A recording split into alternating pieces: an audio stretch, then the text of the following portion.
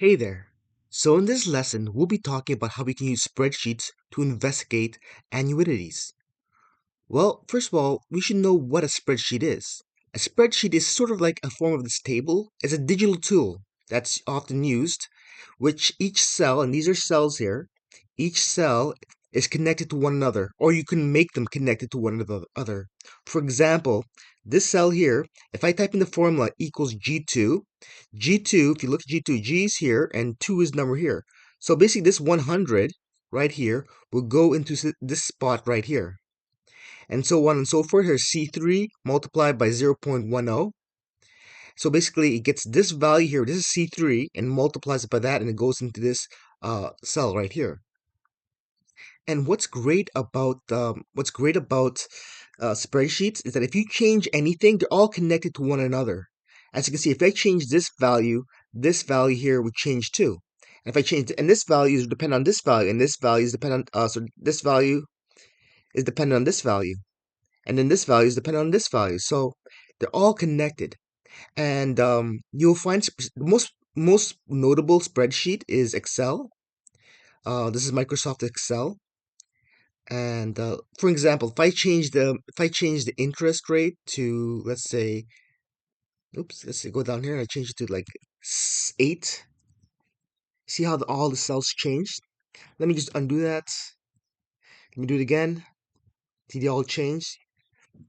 Anyhow, there's an Excel spreadsheet. There's also other spreadsheets out there. There's a Google spreadsheet, but they're very useful, and not just for annuities, but also other things. Okay, let's get back to it. Now let's read our problem here. Kyron deposits $500 every month into an investment account that earns 7% per year, compounded semi-annually. What is the amount in the account after 3 years? Okay, first let me grab my pencil. Okay, and let me see what color is blue. Let me just change the color of that to red. Okay, that's good. Let's look down. So basically, this is a spreadsheet, and I'm following. I drop these numbers in, and over here is just a formula, and here is just a formula. So I'm using these numbers for this, and I have my starting balance right here. So it basically, I created an investment template. That's what I did right here, and I have it for a period of number of periods, six periods, years, compounding periods per year. So um, yeah, compounding periods per year too. Okay, so that's basically 6. So it'll be yeah, that sounds about right. So there's two compounding periods per year, and there's 3 years. So you get 6 altogether when you add them all up. Okay, next question. Changing the payments. Well, what if you change the regular payment is doubled? Now, you don't have to pop this in the spreadsheet to know what's going to happen. If you look at some of these numbers here, for instance, this is the original equation for the amount, and it says you're doubling the the amount, the R, you're doubling the regular payment. So we put an R here. So what do you think is going to happen to A when you put a 2 in front of the R? Well, therefore it doubles. So you don't really need a spreadsheet for that. And for a lot of these, you don't need a spreadsheet to know what's going to happen. It says here changing the interest rate. So let's take a look here. Suppose the annual interest rate was doubled from 7% to 14%. And remember, you're putting money into a bank that's accumulating interest. So if if you double the interest, and here I just put a 2i. Originally it was just an I, but the 2i is on top and bottom. But because I know that they have this power here, I know the top is going to change. The whole number in the top is going to change much more than the number in the bottom. So therefore, I know the amount's going to increase.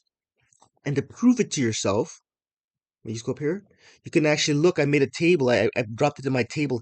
Here is the ending balance at 14%, and here's the ending balance at 7%. If you look at the bottom numbers right here, you can see that at 14%, you're collecting more interest than you are at 7%. So yes, when you increase the interest, you're getting more money when you're accumulating funds. Now it says here changing the term. What if you double from 3 years to 6 years? How will it change? Well, if you're leaving your money, let's say if you're doubling the term, if there's more periods, that means there's more opportunity for interest to accumulate. Remember, if you let's say it's compounding for 1 year, that means you're only getting 1 year of interest. But if it's compounding twice a year, that means you're getting interest twice, well, not twice as fast, but it compounds twice. So you get slightly more interest than if it was compounding just 1 year. So the more times it's compounded, the more it doubles. So here, before it was n, but now it is 2n. And this affects this equation entirely, like it makes it dramatically bigger, so it more than doubles.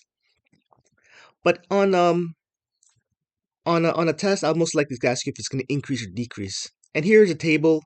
I have it at 6 months. This is what's valued at 6 months. But when you increase the term, if it says compounding more, then it more than doubles. Okay, the next problem: changing the payment frequency and compounding. Okay, sort of the same problem in the previous example. So the interest, yes, it does slightly go down because it's basically the interest, the compounding frequency is more. So basically, the interest is halved because you're changing your payment frequency. The timeline is the same, but there's more compounding occurring.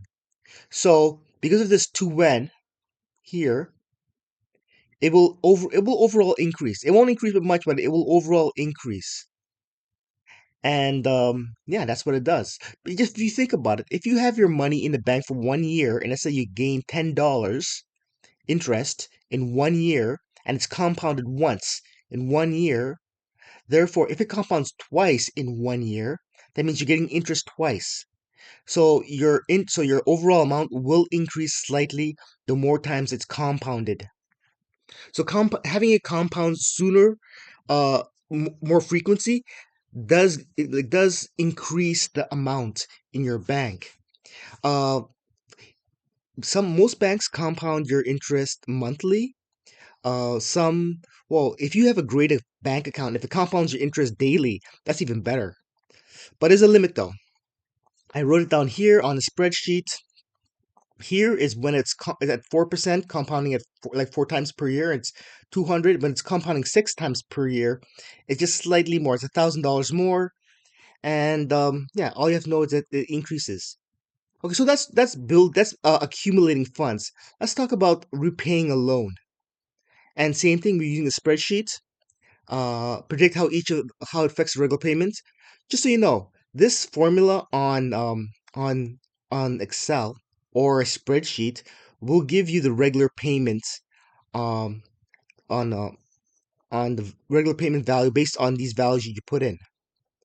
So here's this is I know it's kind of hard to difficult to look at, but this is what I got from the textbook, and they give you the formula here. So all you have to do is pop that formula into your spreadsheet, and then you can pull down and get values. So, uh, predict how it will. Okay, so it's predicting how it will go. So this is the spreadsheet. So changing the principal borrowed from 100 from 1,000 to percent. So previously, I believe previously the amount here, the amount is doubled. So previously it was just 2, but now it is 2A, which means the regular payment will double. And like I say, you just can look at the formula, and the formula can sort of deduce if the regular payment will go up or down.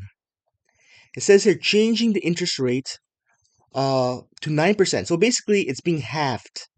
And I put in bold so you know. So basically interest rate is getting it's getting smaller. It's getting halved. So basically I have I here divided by 2, but I also have I here divided by 2.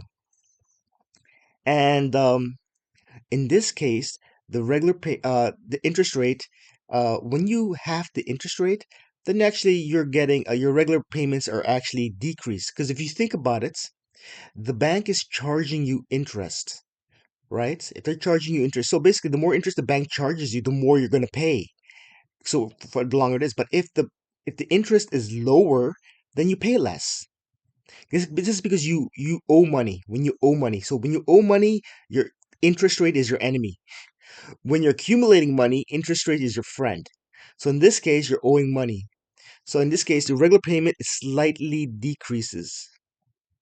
And you can just take a look at it from this formula. Okay, last one. Let's take a look at this one. This one here. Oh, it's not the last one. Changing the term of the loan to 6 months. So you're basically halving the term of the loan. You're basically there's less. You have less time to pay it back, right? So if you have less time to pay it back, your regular payments will increase. Let's think about this. So if the loan was, let's say, 12 months and you have a certain amount, but all of a sudden something happens, but you got to pay it back in 6 months instead of 12, well, that's less time to pay it. That means your regular payments have to be a lot bigger for you to be able to pay it off. If that makes sense? Okay. Changing the term of the loan to 24 months. So you're actually um, increasing the term for 24 months. You basically have more time. You have more time to pay off your loan. Now let's think about this. If you have more time to pay off your loan, let's say all of a sudden um you have a lot more. That means like originally you're going to pay off the loan in 12 months. Originally you're going to pay it off in 12 months, but if you get more time, then you don't have to make your payments so high because you have more room, so you have more time to pay it off. So therefore your regular payments will decrease in a sense. And here this last question is, what features of the loan could Devon change in each of these goals? Well, if you're changing the terms of the loan, let's take a look here. Decreasing the monthly payments. So if you decrease the monthly payments, um, that would likely increase the term of the loan and decrease the interest rates.